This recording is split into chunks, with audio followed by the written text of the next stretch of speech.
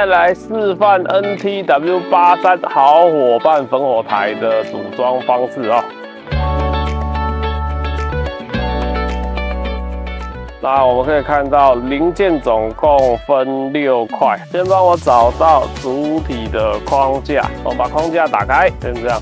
框架找到了之后呢，第二个呢，我们找这个，这是一个圣灰盘，旁边有2个挂耳，我们先把圣灰盘挂上，然后再找到这个主体，打开来，我们把主体放上去，这样好处我们挥下去的时候，下面会有一个盘子可以接，再来把这个小的反射板先放在最底下，再放上探床，最后挂上我们的烤肉架，这样我们就组装完成了，是不是很简单呢？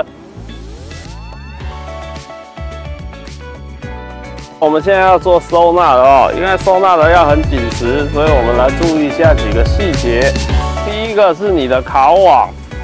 你的烤网在折叠的时候，请先把外面2个提耳先折进来，外面2个提耳折进来之后再对折，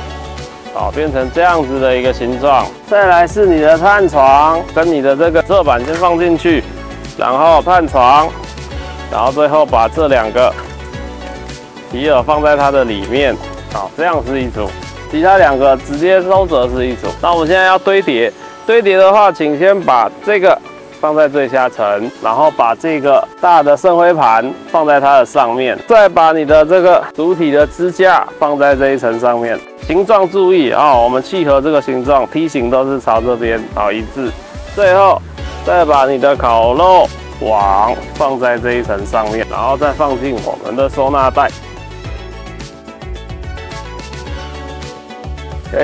那个堆叠的步骤务必要正确